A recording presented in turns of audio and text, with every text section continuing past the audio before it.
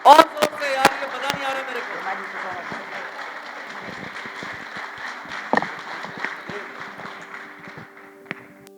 So first of all once again thank you very much कि आप आए, आपने इतने प्रेम पूर्वक अपना समय दिया, मुझे सुना, उसके लिए आपका दिल से बहुत बहुत आभार। तो उम्मीद करता हूं कि आपका सेशन कल बहुत ही अच्छा रहा, आपने खूब अच्छे से एंजॉय किया होगा। And I am very sure that आज का सेशन और भी अच्छा होगा, कल का सेशन जो होने वाला है उससे और अच्छा होगा। But I am personally waiting for the fourth day, that is my favourite section. Yes, तो जो फोर्थ डे का सेशन है वो मुझे लगता है कि बहुत ही ज्यादा एक पावरफुल सेशन होगा, more powerful than the previous 3 days, because that is a totally a different session, right? Okay. तो आज का सेशन शुरू करते हैं। मैं हमेशा जब शुरुआत करता हूं तो मॉर्निंग का जो पहला विचार है वो जबरदस्त होना चाहिए। तो मेरा हमेशा एक ही चीज के ऊपर जोर रहता है कि विचार बदलना चाहिए यार। विचार बदला तो दुनिया बदली, राइट? विचार बदलने से भूचाल आ सकते हैं, मैं कहता हूं भूचाल लोग ला देते हैं सिर्फ विचार बदलने से। वो नेगेटिव भी हो सकते हैं, पॉजिटिव भूचाल भी हो सकते हैं। किसी ने WTC उड़ा दिया, याद है आपको? WTC पे जो अटैक हुआ था प्लेन के साथ, क्या नाम था टेररिस्ट का? Osama bin Laden. उसका भी विचार बदला और उसने देखो क्या कर दिया, लेकिन नेगेटिव था, लेकिन विचार तो बदला था। तो विचार बदलने से आदमी क्या नहीं कर सकता। तो इसी तरह से अगर पॉजिटिव विचार बदल जाए तो देखो आप क्या नहीं कर सकते यार जीवन के अंदर। एम आई राइट और रॉन्ग? मैं क्यों इतना जोर देता हूं कि मैं चाहता हूं 3 दिन में आपका सिर्फ विचार बदले यार। तो एक छोटी सी कहानी कहना चाहूंगा आज की मैं, जिससे आपको लगेगा कि विचार बदलना क्या होता है। Are you ready for that story? Okay. Story इस तरह से है कि जहां पर आपको पता चलेगा कि विचार बदलने से क्या कुछ हो सकता है। कल एक स्टोरी मैंने आपको विचार बदलने की सुनाई थी, आज एक सुनाता हूं। ऐसी बहुत सी स्टोरीज हैं, मैं विचार बदलने वाली स्टोरी ही सुनता हूं और विचार बदलने वाली स्टोरी ही सुनाता हूं। आपने सुना कि एक बहुत बड़ा डाकू हुआ था जिसका नाम था उंगली माल। सुना आपने सबने उसका नाम? कहानी पुरानी है, जबरदस्त है और बड़ी पावरफुल है। कहते कि एक डाकू था, पहले डाकू नहीं था, बाद में डाकू हुआ, उसका नाम उंगली माल था। क्यों उंगली माल बना वो भी बताता हूं आपको। उसका एक राजा था बिंदीसर, उसके साथ उसका बैर हो गया, कुछ ने चीज छीन ली होगी उसकी। तो उसने प्रण लिया कि मैं 1000 लोगों को मारूंगा। प्रण लिया उसने कि मैं 1000 लोगों को मारूंगा।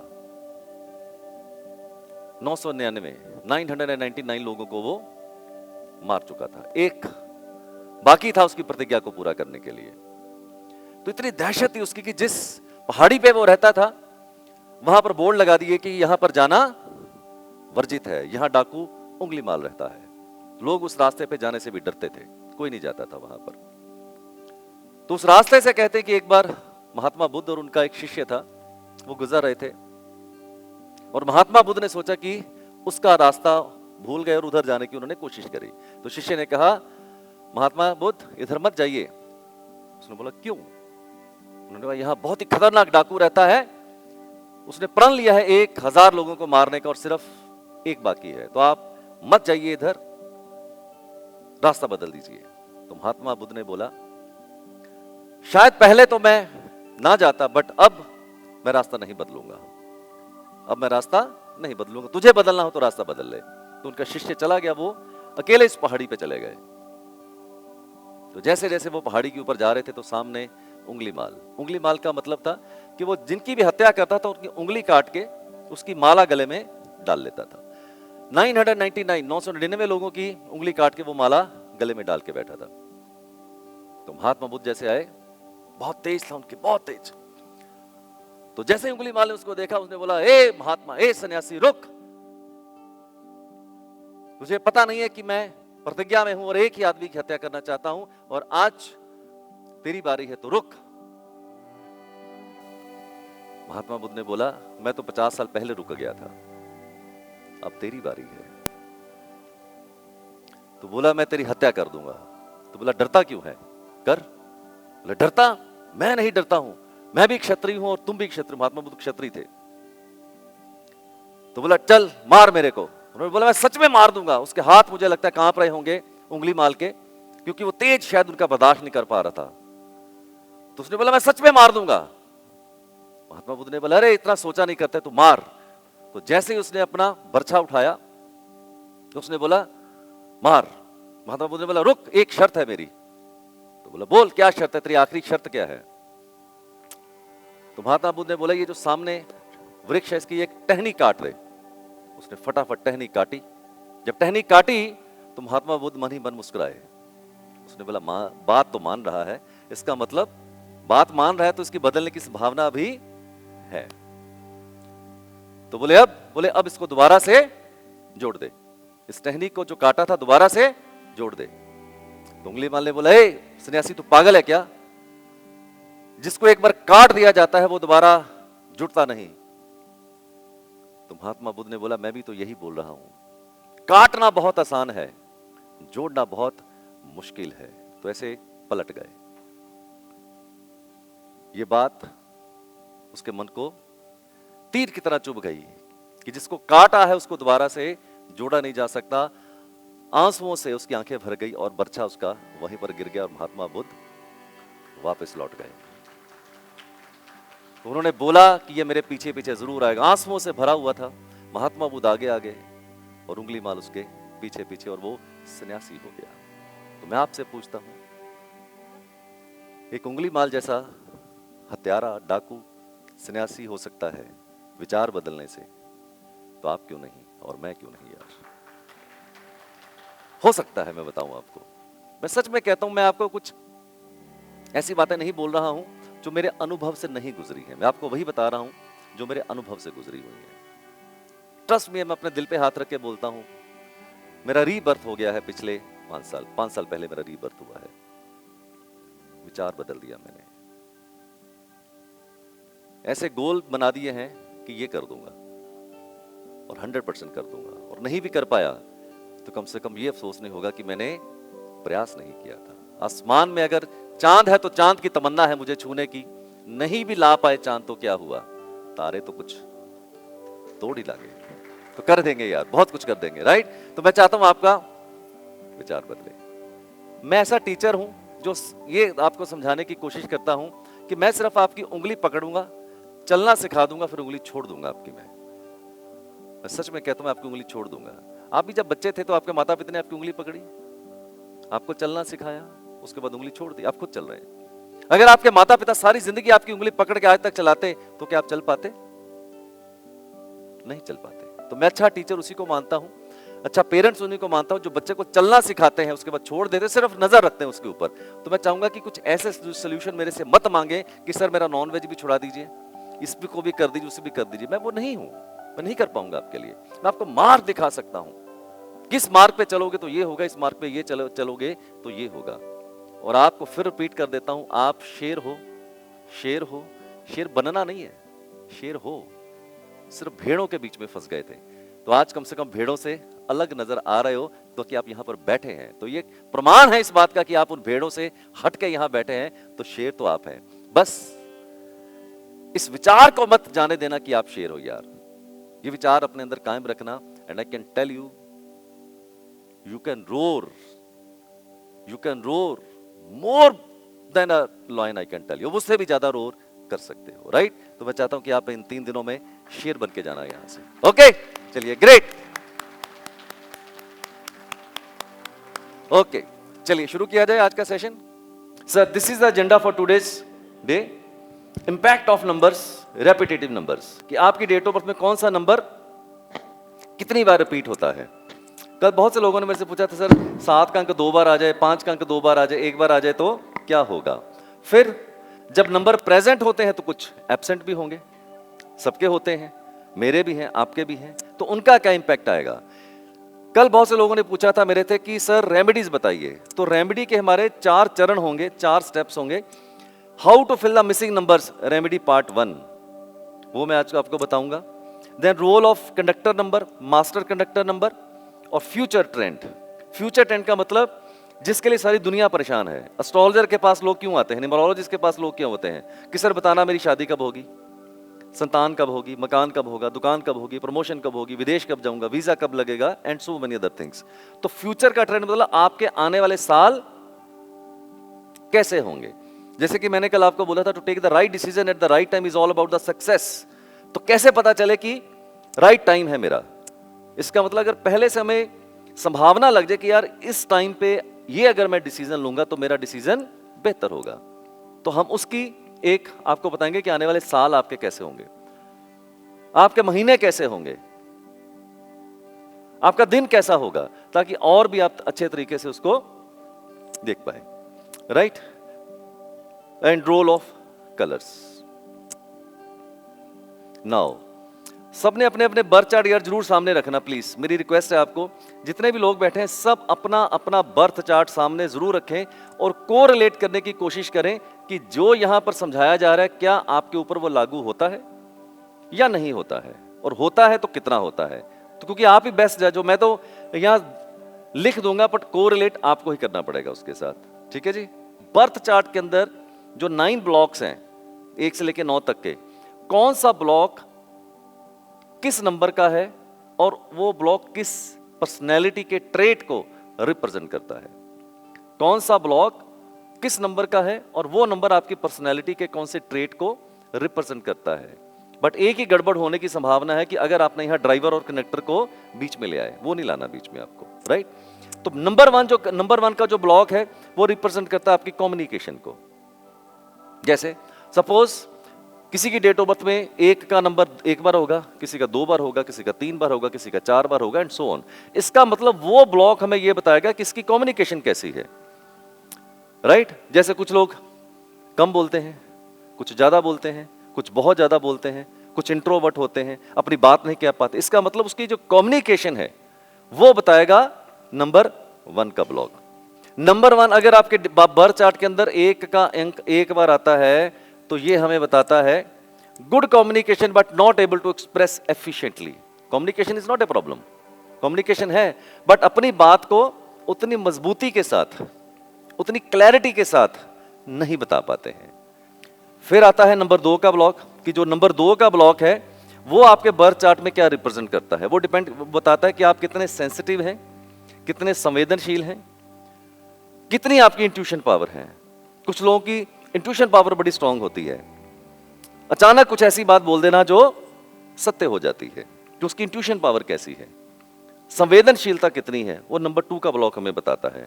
2 2s के साथ कह they make the best use of their intuition, best use of their intuition. Intuition power को है होती है और उसको बहुत अच्छे से ये यूज करते हैं।